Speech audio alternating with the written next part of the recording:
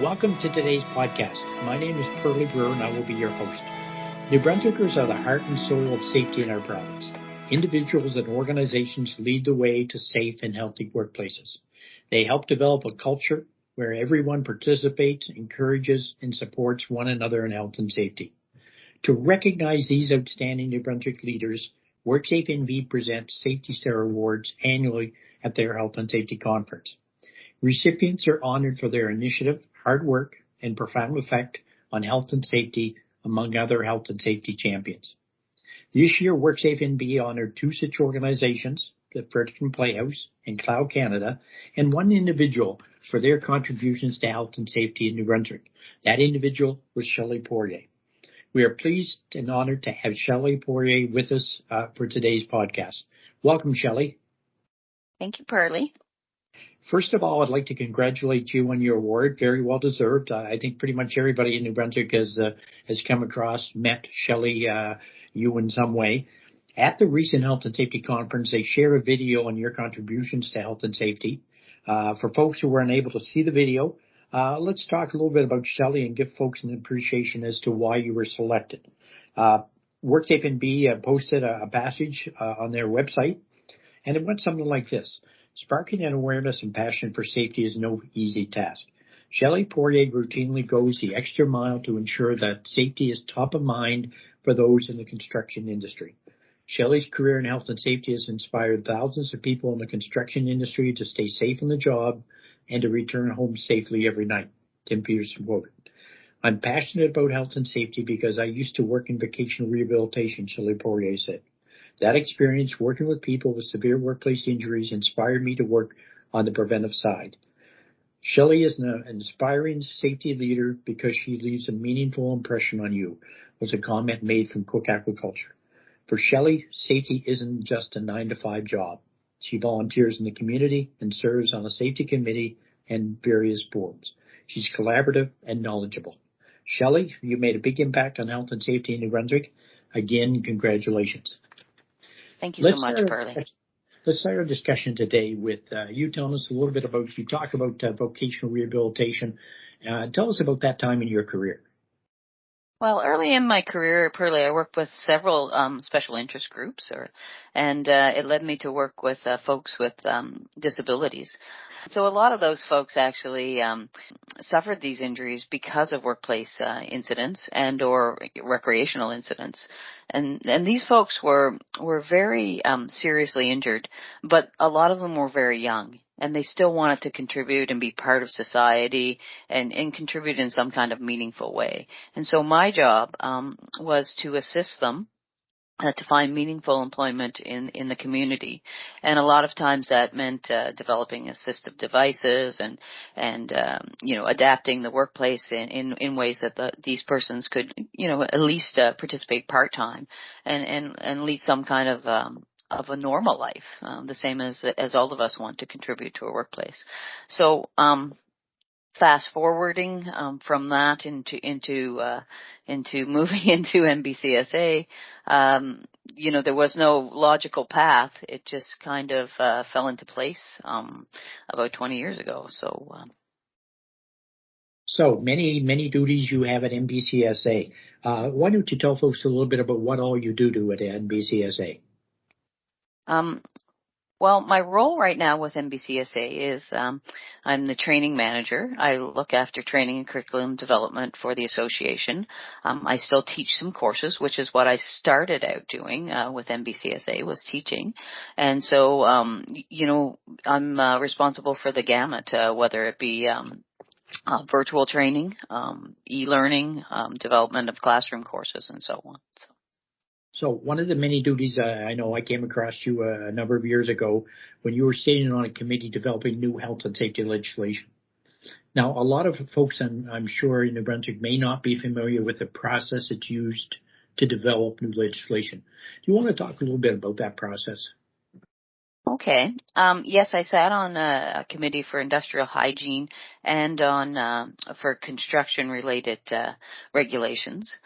because there was a review of a lot of the regulations, in some cases just to update them into current CSA standards or ANSI standards or similar, but in some cases to kind of WorkSafe did some jurisdictional scans of different provinces, legislation across Canada, different standards, and so on, to see how they could upgrade certain aspects of the regulations to make them safer.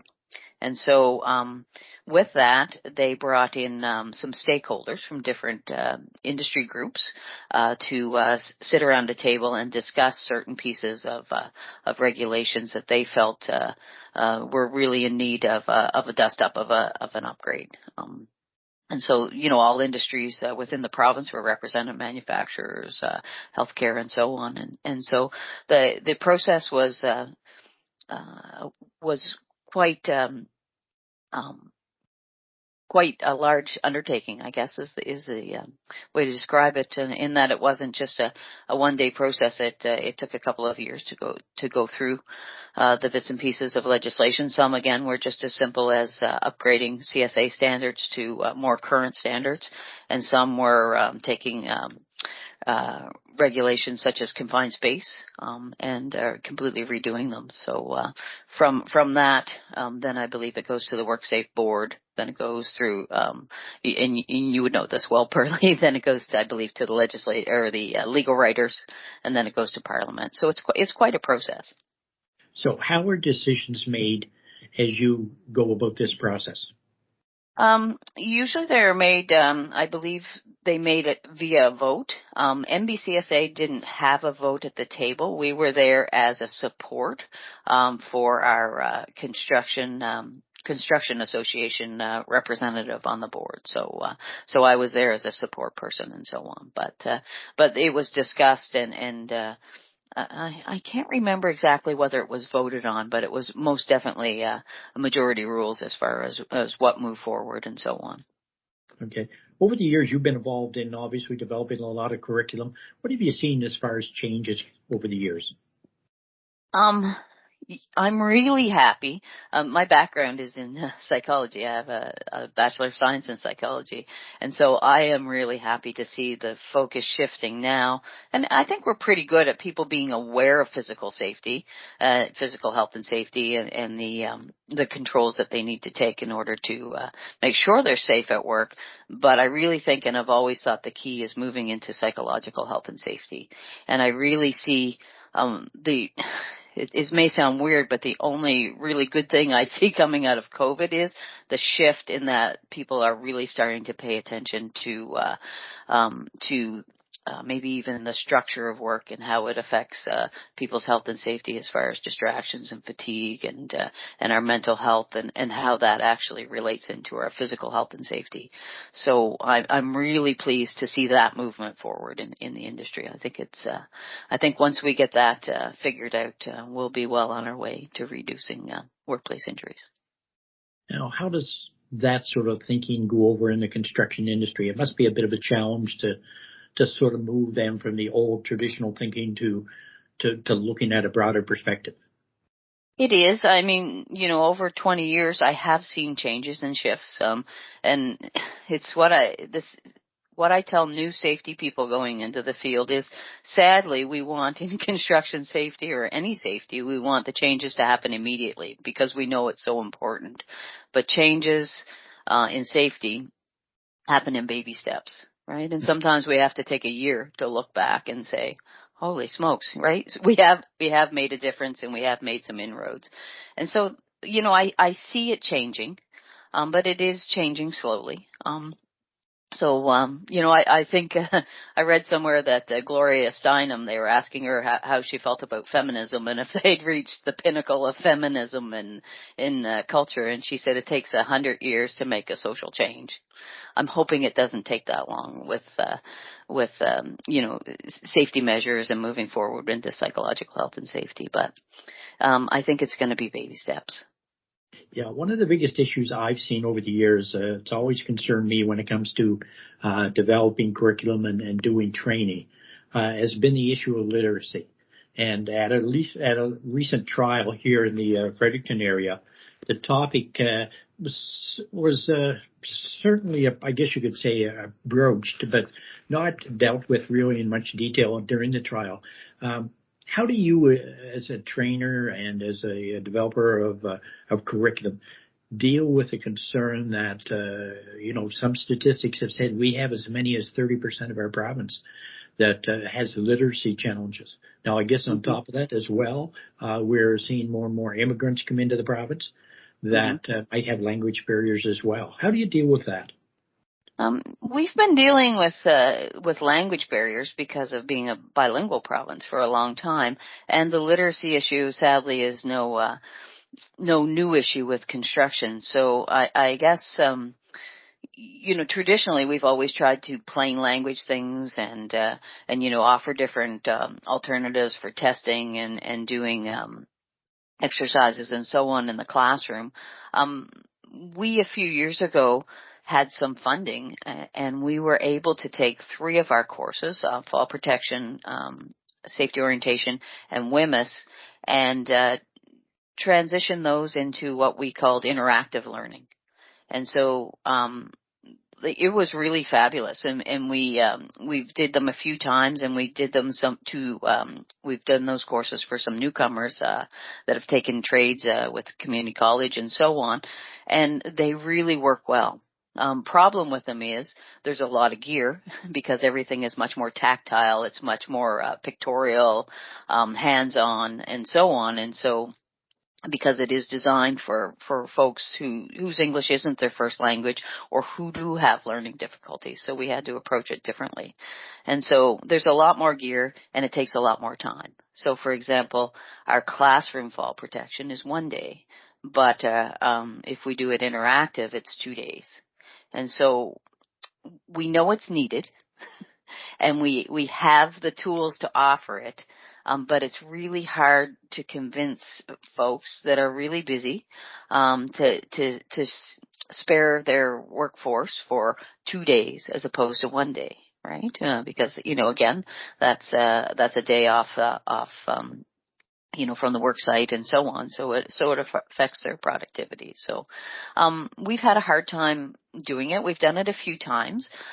Newfoundland, actually, I went to Newfoundland in the fall. They asked me to come over because they had some newcomers there that were asking for a different type of training. So I went actually over and trained the Newfoundland folks and loaned them some of our gear so they could do it for the newcomers there. And I really do think in the future, that's the way that we need to go. But again, it takes longer and it is more, it's not as cost effective as the other way of doing it. So it's like everything else. It's probably baby steps to get folks there. Now, going back for a second, how did you make out during COVID when it comes to training? In the beginning, it was really, stressful for us because we had some courses available on e-learning, and as you know, construction continued on. So we had some courses available through our e-learning platforms, but we knew because people were still working, they still needed to have safety training, right? We still had new folks entering into construction and so on. And so we just worked like mad people, myself and my team at NBCSA, worked like crazy to get as many courses up as possible via e-learning and so on. And then we dipped our toes into the virtual learning platform as well. And so we tried to do it. We still, in most cases, unless we were, I think it was the red zone, if we were in the red zone or under code red or whatever they were calling it, we could still do smaller classroom sizes and so on. So we continued to hold safety classes as well. So yeah, I guess we muddled through. It was a stressful time for sure, as I'm sure you know as well. So. Yeah. Have you had a lot of uptake on your e-learning? We have. You find that's caught on in the construction industry? Yeah.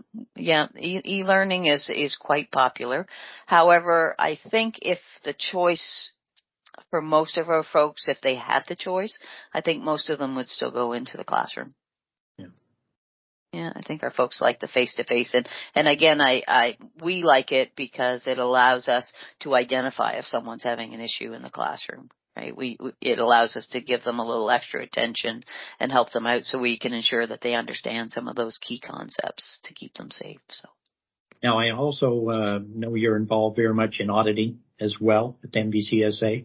Have you seen a lot of changes in the audit as over the years as to progress within the construction industry? Yeah. I'm not as involved in auditing, only on the course development side of auditing now as I used to be. I probably haven't done an audit for 3 or 4 years, but, I actually was, this is dating me, but I actually was in the very first group of auditors that were trained by the association. And in the very first group of auditors, well, I think I was the only one from that group that actually stuck to it.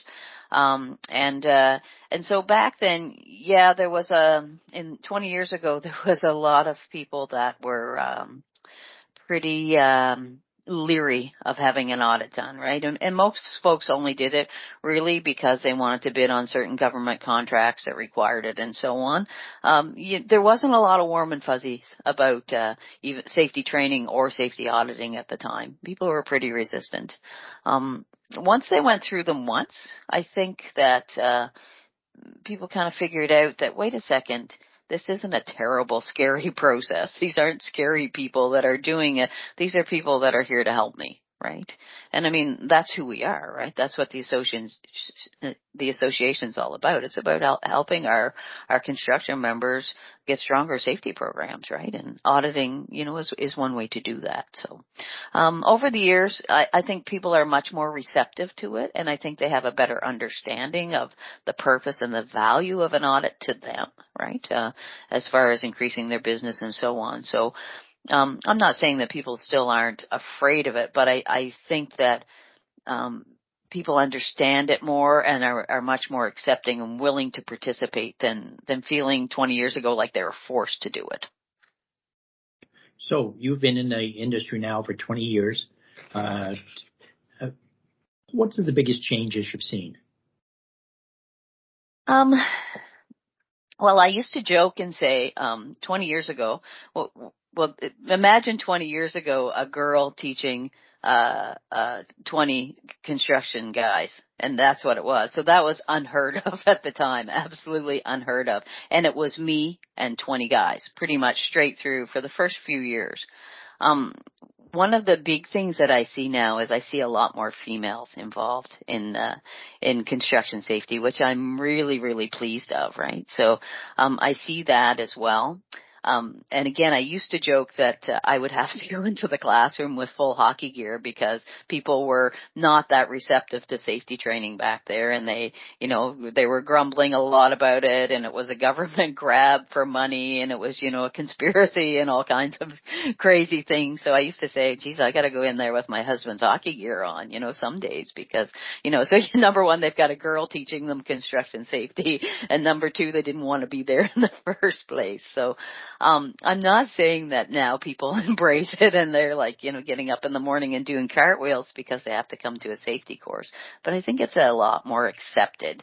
And I think it's really moving towards being more valued.